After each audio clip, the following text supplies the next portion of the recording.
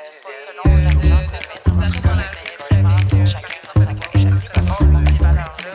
Et après, ça fait déjà quelques années dans le secteur de mon il y avait eu beaucoup fumé pour un incendie qui était dans le secteur des génies. Il y a une étude qui avait dit à l'époque que dans 10 ans, on serait plus capable de subvenir aux besoins du système de santé. On est au début des années 2000, ça nous menait à peu près en fait à 2010. Ben, si on veut être franc, en fait, là, on n'est plus capable de supporter le système de santé. Et dans les années 90, on avait le tiers des finances publiques qui allaient au système de santé. On est rendu à plus de 50%. Puis on n'est pas capable d'aller plus loin comme société, ça va de soi. Nous recevons aujourd'hui le docteur en biologie Éric Simard, président de l'Association professionnelle pour la santé intégrative, qui pose un regard très critique sur la santé des Québécois et l'état de notre système de soins face à l'explosion des maladies chroniques comme le diabète de type 2 chez les jeunes, et à un système axé sur la médication plutôt que le rétablissement. Il propose une solution qu'il qualifie d'éléphant dans la pièce, la santé intégrative. Cette approche, déjà bien implantée ailleurs, combine la médecine conventionnelle aux pratiques complémentaires appuyées par la science, nutrition, activité physique, etc., pour redonner le pouvoir aux patients et miser sur la robustesse plutôt que la performance. Actuellement, au Québec, moi, je suis pas très positif sur la santé des Québécois, malgré le fait qu'on a tendance à se comparer avec les Américains puis à être content, en fait, du fait qu'on a une meilleure espérance de vie au Québec que nos amis du Sud. Si on regarde très froidement la population, là, on voit apparaître de l'obésité, du surpoids chez des jeunes à des âges où on n'en voyait pas auparavant. On a juste à se rappeler, en fait, qu'il y a quelques années, le diabète, on considérait que c'était une maladie de vieux. Aujourd'hui, on voit des jeunes avec du diabète de type 2. En fait, le diabète de type 1, c'est autre chose, mais le diabète de type 2 qui se développe à cause de nos habitudes de vie, à cause de la trop grande consommation de glucides, à cause du surpoids, justement, des syndromes métaboliques. On devrait pas voir ça chez les jeunes, là. C'est vraiment, c'est épeurant, en fait, de voir ça parce que ça fait des jeunes qui ont une trajectoire de vie puis de santé qui est hypothéquée jusqu'à la fin de leur jour. C'est épouvantable. Surtout qu'aujourd'hui, le système n'offre pas la possibilité de rétablir ces gens-là. Ce qu'on va faire avec eux, en fait, là, on va détecter qu'ils sont en train de devenir diabétiques, on va les mettre sous la médication, puis on va les garder malades jusqu'à la fin de leur jour. Parce que techniquement, la médication pour le diabète ne permet pas de rétablir pleinement une personne. C'est pas vrai. On les garde dans un état qui est satisfaisant, mais on n'est pas capable, dans le fond, de les rétablir. On traite des symptômes. Donc, c'est vraiment pathétique, épouvantable. Puis tant qu'à moi, en fait, quand on regarde le reste de notre société, avec la façon dont on gère la santé actuellement, là, on va vous donner un exemple qui parle beaucoup, je trouve, là. En 2018, il y a eu une publication du Journal du médecin canadien. OK? C'est la revue de référence dans la pratique médicale pour nos médecins de famille ici au Canada, qui disait qu'il n'y avait aucun usage justifiable des benzodiazépines, des benzolaïques, donc des somnifères chimiques, en fait, chez les gens âgés. Et à moins que je me trompe, on a encore aujourd'hui environ 30%, aucun usage justifiable pour une personne de 65 ans et plus. Et je crois qu'on a encore environ 30% de nos gens de 65 ans et plus qui prennent de ces médicaments-là. Comment on explique ça? C'est totalement inacceptable, vraiment totalement inacceptable. Puis là, quand on questionne en fait les gens du système de santé, ils vont nous dire, oui, mais vous voulez qu'on fasse quoi avec ces gens-là? Ils dorment pas. Ben, il y a d'autres approches, en fait. Il y a des alternatives, il y a des choses qui peuvent fonctionner. Je vous dis pas qu'on serait capable de toutes les sauver, en fait, puis de toutes les amener, en fait, des solutions autres que de la médication. Mais je suis très, très fortement convaincu que la vaste majorité de ces gens-là, 80-90%, on est capable de les rétablir avec un sommeil naturel et de faire en sorte, justement, que ces gens-là vont du même coup réduire le risque de maladies cardiovasculaires puis réduire le risque en fait de démence puis d'Alzheimer en vieillissant. Techniquement, moi, je suis très, très négatif sur la santé des Québécois actuellement, là. Pour la grande majorité, on a des gens, oui, qui font attention, qui sont de plus en plus ouverts, en fait, aux approches complémentaires puis à la prévention. Ça aussi, c'est une grosse tendance lourde actuellement, qui nous vient justement probablement du fait que le système de santé fournit pas. Et là, écoute, t'as ouvert toute une porte, là, mais je vais quand même me permettre aussi de te dire que quand moi j'étais étudiant au doctorat au début des années 2000, je me rappelle très bien qu'il y a une étude qui avait, parce que ça m'avait frappé, je me disais, mon Dieu, qu'est-ce qu'on va faire? Il y a une étude qui avait dit à l'époque que dans 10 ans, on serait plus capable de subvenir aux besoins du système de santé. On est au début des années 2000, ça nous menait à peu près, en fait, à 2010. Ben, si on veut être franc, en fait, là, on n'est plus capable de supporter le système de santé. Et dans les années 90, on avait le tiers des finances publiques qui allaient au système de santé. On est rendu à plus de 50%, puis on n'est pas capable d'aller plus loin comme société, ça va de soi. Fait que, en fait, la société québécoise est en mauvaise santé. Il faut se dire les vraies choses, hein. La vaste majorité de la population est en mauvaise santé, mais la vaste majorité de la population est extrêmement intéressée à être plus en santé, à faire plus de prévention, puis à faire plus que tout simplement soigner des symptômes. Ça, Intéressant. c'est clair. Ouais, ouais. C'est ce que tu nommes dans ton communiqué, là, l'éléphant solution dans la pièce, de Ouais, tout à fait. l'expression il est là, il est tellement gros, mais il n'y a personne qui le voit. Et je me questionnais sur ce terme-là, mais aussi pourquoi. Je vais prendre un exemple qu'il n'y a pas si longtemps, je disais dans les nouvelles que, sans la nommer, là, une docteure en psychologie, Geneviève Labonté, qui a des problèmes en ce moment avec l'ordre des psychologues parce elle a dit à ses patients que la microbiote était importante pour la santé mentale.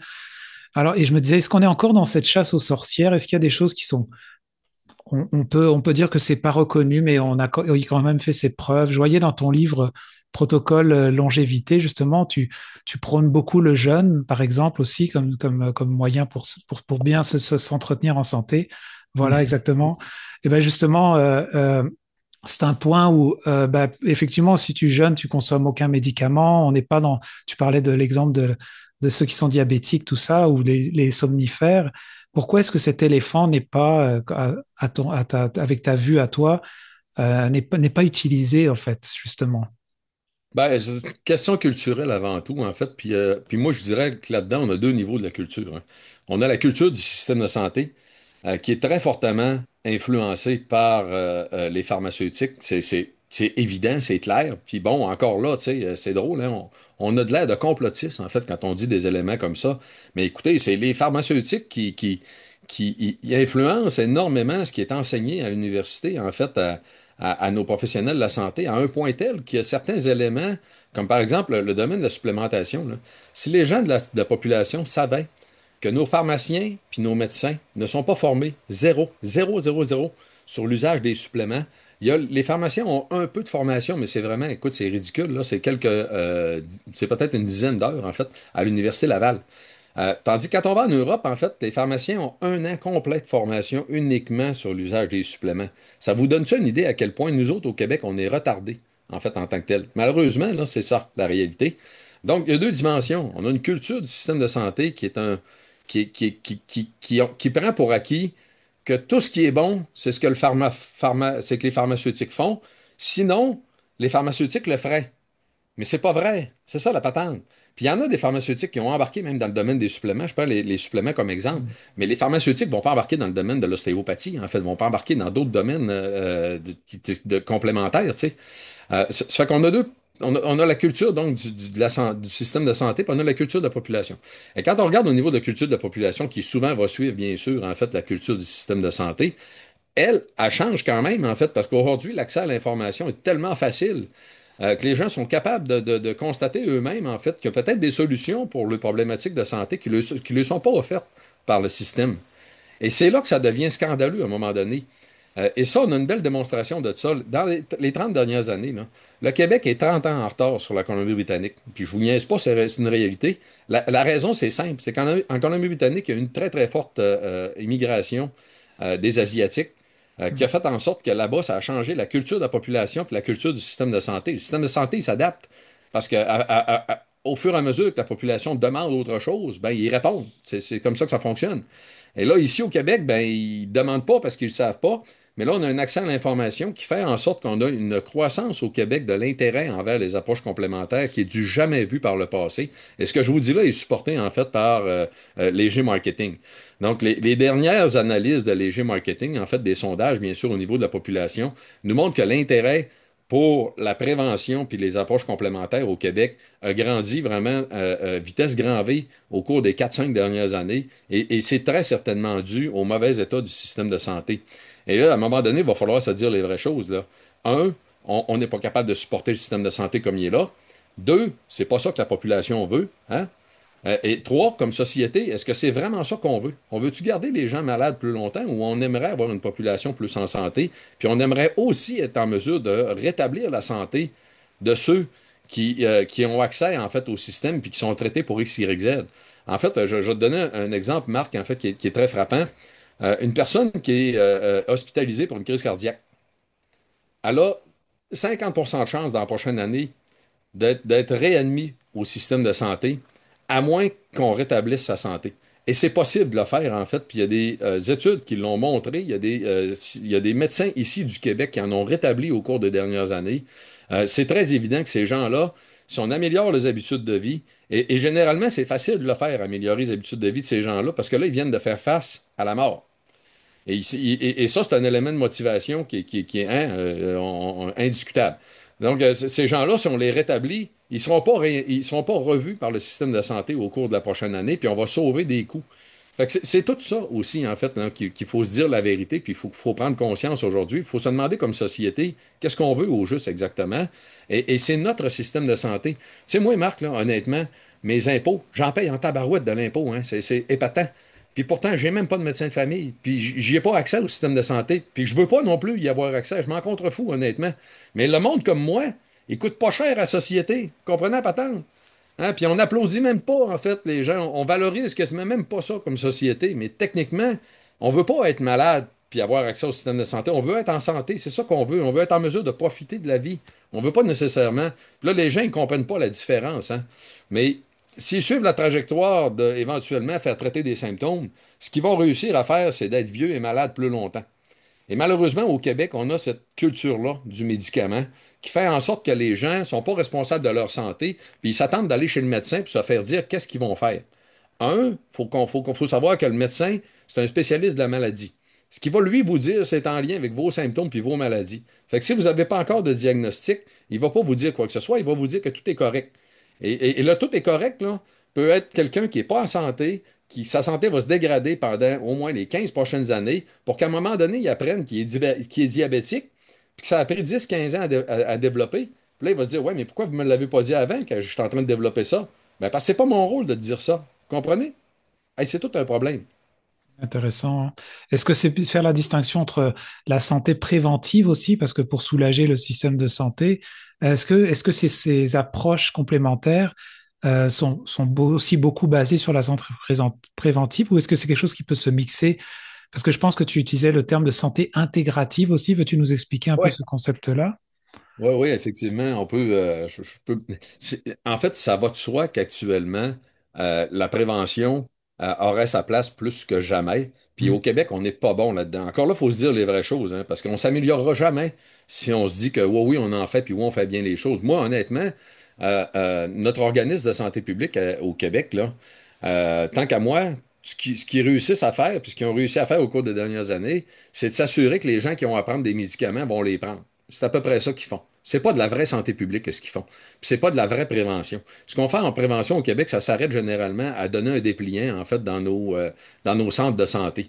Ben, c'est pas grand-chose, puis c'est vraiment pas bon.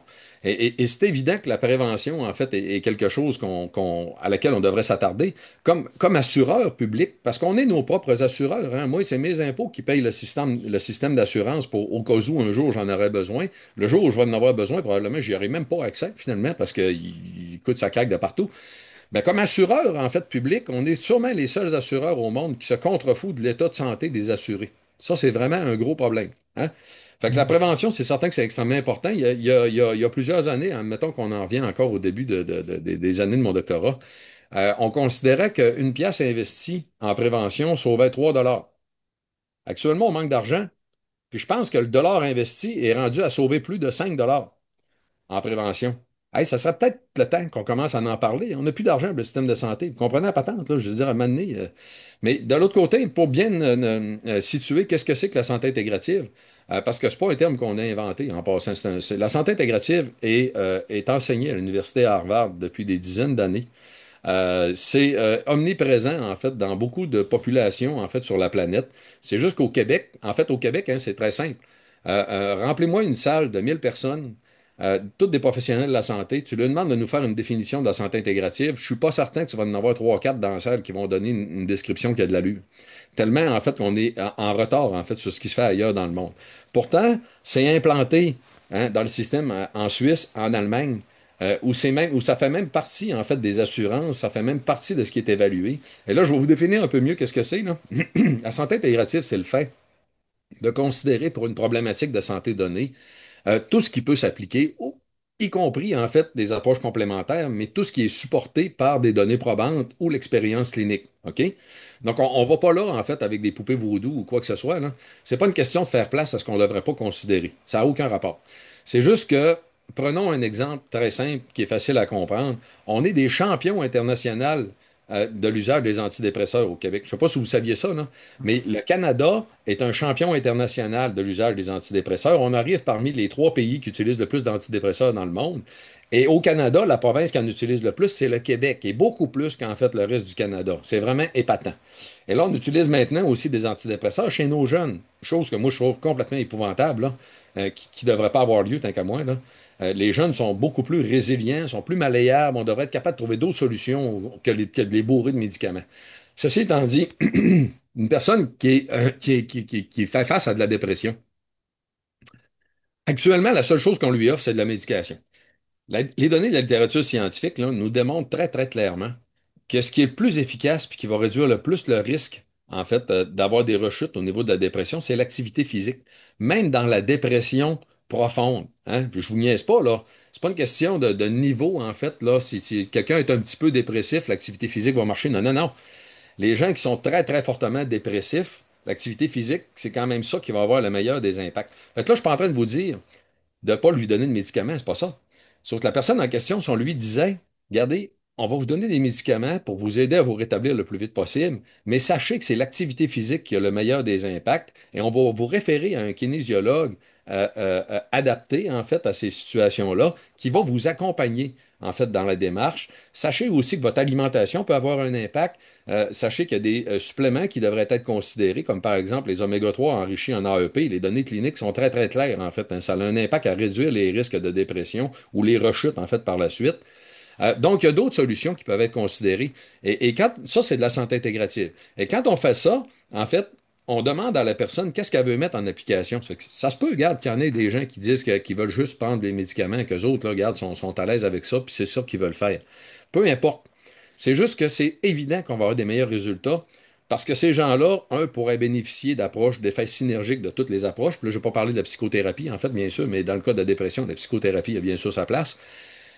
Mais on va avoir une personne engagée dans sa démarche parce qu'elle a décidé, puis puis elle sent qu'elle a, en fait, un rôle à jouer dans la situation. Actuellement, ce qui n'est pas correct, en fait, dans la culture du système de santé québécois, c'est que les gens tombent malades, puis ils s'attendent à se faire dire quoi faire, puis ils s'attendent à se faire prendre en main. Ça, jamais, jamais, jamais dans l'histoire de l'humanité, ça aurait dû exister. Tout humain sur la planète devrait être responsable de sa propre santé. Ça, c'est évident. Donc, les principes de la santé intégrative, c'est juste du gros bon sens, là. Puis au bout de la ligne, actuellement, il y a vraiment un gros problème parce que, dû justement à notre culture du côté de la santé, puis à tout le manque de connaissances puis d'informations, en fait, hein, des professionnels de la santé du système, parce que c'est grandement à cause de ça, malheureusement, il n'y a pas beaucoup d'échanges entre les gens des approches complémentaires puis les gens des professionnels de la santé, outre certains cas là, où il y a des médecins qui font affaire carrément avec des naturopathes, où ils vont référer même en acupuncture, etc. Donc, il y en a, oui, qui ont des pratiques beaucoup plus ouvertes, mais dans la vaste majorité des cas, il n'y a même pas de compréhension de tous et chacun de qu'est-ce qu'ils font puis pourquoi ils pourraient être utiles. Puis c'est tellement fermé, finalement, que ce qui arrive, c'est que les gens de la population ne diront pas à le professionnel de la santé qu'est-ce qu'ils font en parallèle. Et c'est ça qui est le plus triste. Et aujourd'hui, ce qu'on devrait faire, en fait, c'est expliquer à la population que c'est leur rôle à eux, en fait, de demander des approches intégratives et de demander qu'on respecte leurs choix. Et ça, c'est une obligation pour les professionnels de la santé de respecter les choix des gens. Donc, si jamais il y a un des professionnels de la santé qui vous dit non, non, c'est pas possible, là, ben envoyez-les promener, quitte à faire une plainte à son ordre professionnel. Mais il n'y a personne qui a le droit de refuser en fait, puis de s'objecter à ce que vous voulez faire. Sachez ça, en fait, c'est extrêmement important. C'est comme si la santé intégrative, ça prenait pardon, en considération la personne, mais pas juste une molécule dans son corps, mais son environnement, ce qu'il va manger, ce qu'il va mettre Oui, dans son corps. C'est la comme quelque chose de possibilité beaucoup plus large, ouais. de rétablir et d'optimiser la santé, en fait, on n'en parle pas, mais reprenons le cas du diabète, là, parce que notre population est gravement malade, en fait, côté santé métabolique. Et Et c'est épatant de savoir, là, puis bon, je suis content de le dire à tout le monde, qu'on a une médecin spécialiste en la question, en fait, ici au Québec, en santé métabolique. En fait, elle s'appelle Evelyne Borduas-Roy, qui a fait des formations à l'étranger, qui est amenée, en fait, hein, à présenter dans des congrès internationaux un peu partout dans le monde, en fait. Puis ici au Québec, les médecins boudent son expertise. Mais pourtant, cette dame-là, qui est au privé, malheureusement, en fait, rétablit des cas de diabète de type 2 où les gens redeviennent complètement en santé. Ils sont plus diabétiques, tout simplement. Et là, je vous dis pas qu'on est capable de rétablir tous les cas. Mais je vous dis cependant que tous les cas qui pourraient être rétablis, on devrait l'essayer, puis ils devraient être rétablis. Et là, depuis, en fait, c'est cet été ou c'est l'été passé, je pense que c'est l'été passé, mais regardez, je suis pas sûr. Mais en France, ils ont décidé justement que la première ligne d'intervention, en fait, dans le cas du diabète, ça va être l'amélioration des habitudes de vie avant même de considérer de donner des médicaments. Donc, c'est une obligation maintenant en France de prendre en charge. Et là, bon, il y a des gens qui vont me dire au Québec, oui, oui, mais ici aussi, en fait, on en parle puis on le propose. Ben voyons, c'est n'importe quoi. Si on en parle, on le propose puis qu'on donne pas les vraies recommandations d'amélioration de la santé métabolique, parce que là, il faut comprendre hein, que tout, tout ce qu'il y a d'expertise médicale en santé métabolique actuellement n'est pas, en fait, pour rétablir des cas de diabète de type 2. Là, je ne dis pas qu'il y a complètement rien, là, mais pour rétablir des cas de diabète de type 2, c'est pas enseigné dans nos écoles au Québec. Là. Toutes les approches qui sont utilisées, dont, en fait, la réduction thérapeutique des glucides, en fait, chez ces gens-là, ne sont pas enseignées dans nos universités au Québec. C'est épouvantable, tant qu'à moi. C'est comme si on faisait l'autruche un contrôle d'information, comme si on était à l'époque justement de l'Église catholique, en fait, il y a extrêmement longtemps, où on voulait empêcher les gens de savoir, parce que tant qu'ils savent pas, en fait, on contrôle la pratique. Ben, c'est ça qu'on fait. Je veux dire, malheureusement, moi, dans mon livre à moi, actuellement, c'est ça qu'on fait, là. Je veux Hmm. dire, autant au niveau des écoles de médecine actuellement, qu'au niveau des écoles de nutrition, puis de beaucoup de pratiques au Québec, en fait, là, on a de nos professionnels de la santé qui vont se faire former aux États-Unis, parce qu'aux États-Unis, ils sont beaucoup en avance sur beaucoup de types de pratiques, en fait. Ils font beaucoup d'innovations dans plein de facettes. Puis là, je vous dis pas que ce que les Américains, tout ce qu'ils font est bien, puis est correct. C'est pas ça que je dis. Sauf qu'au niveau de l'innovation puis de l'avancement, en fait, en médecine, ils sont beaucoup en avance sur ce qu'on fait nous autres au Québec, en fait. Puis nos médecins d'ici, qui vont se spécialiser sur des facettes de ce type-là, comme par exemple la médecine fonctionnelle ou en fait la santé intégrative, vont se former aux États-Unis. Hey, moi, je trouve ça gênant. Je trouve Hmm. ça gênant. Surtout, en fait, quand on voit l'espèce de drôle de président qu'ils ont actuellement, là, la relation avec les Américains, je trouve ça gênant qu'au Québec, une société qui devrait être si innovante, finalement, dépend de l'information puis des formations étrangères, en fait, pour former nos propres professionnels de la santé. Ben voyons donc, comment ça se fait qu'on est rendu là? Puis je vais même me permettre de vous dire qu'il y a 3 ans, je crois, en fait, là, si ma mémoire est bonne, on est allé rencontrer le scientifique en chef au Québec pour lui expliquer la problématique et il n'a pas levé une paille pour changer quoi que ce soit. Pourtant, c'est lui le responsable de la science au Québec. Il n'y a aucun désir, en fait, de prendre en charge la situation. Puis avec moi, il y avait 2 médecins qui confirmaient qu'ils étaient allés se faire former aux États-Unis, en fait, sur ces aspects-là, parce qu'on n'offre pas ces formations-là au Québec. C'est comme si on a des tranches de la science qu'on n'a pas au Québec, en fait, qu'on ne considère pas, qu'on n'enseigne pas dans nos universités, puis on s'en contrefou, finalement. Hmm. Moi, Ouais. honnêtement, c'est épouvantable. Et là, j'ai décidé de sortir, en fait, publiquement avec un communiqué de presse. Faut le dire, je suis président de l'Association professionnelle pour la santé intégrative, qui regroupe tout type de professionnels qui veut faire avancer la santé intégrative au Québec.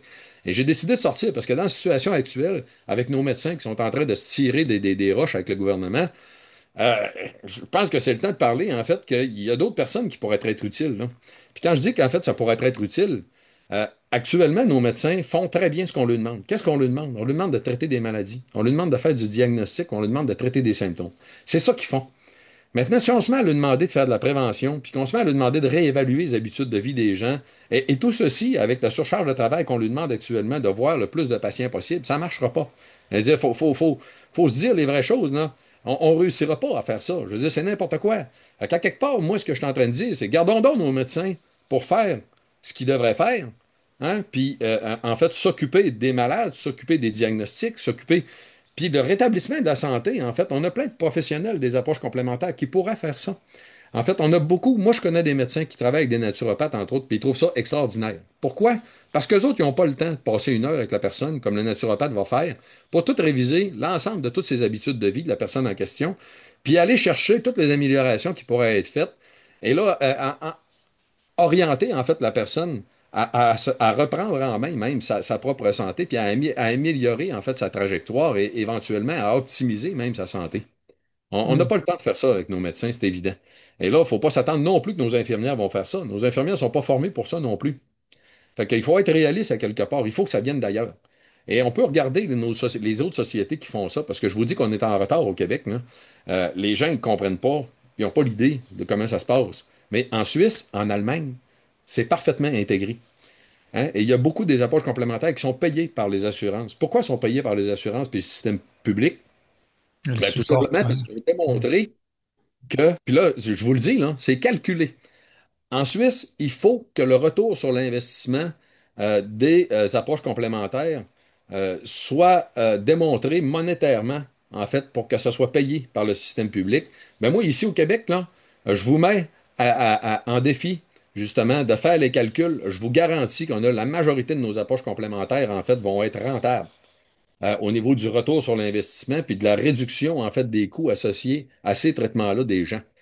Fait que là, à un moment donné, il faut regarder les choses en face, là.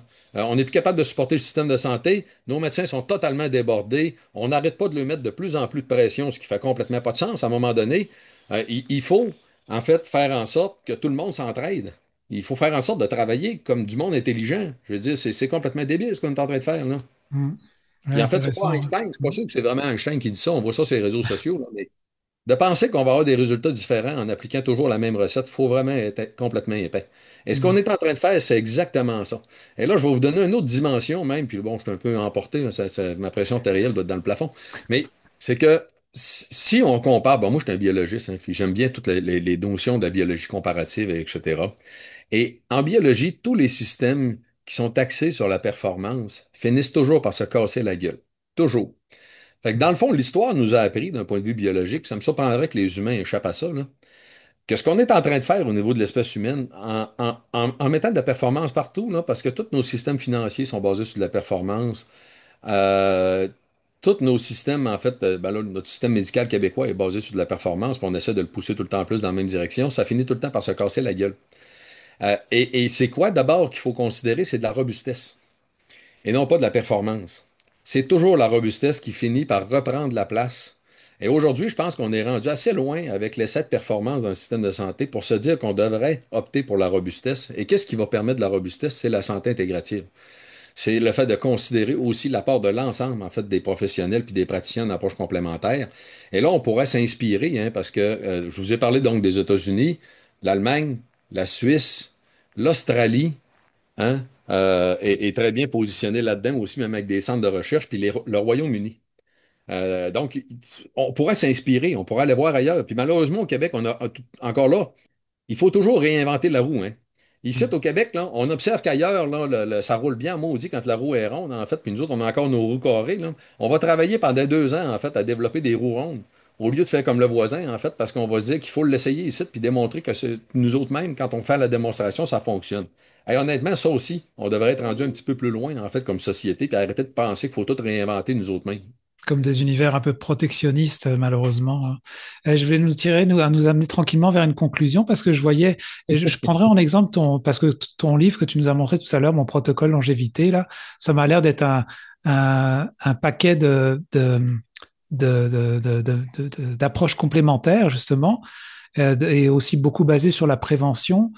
Euh, si jamais, ce que je comprends, c'est qu'il existe des solutions. Quand j'ai assisté au lancement de ton livre, là, il y a pas longtemps, où tu rentrais vraiment dans les détails en expliquant tout ce qui n'existe, au fait, en t'écoutant, tout ça n'existe pas si on le met dans le système de santé générale.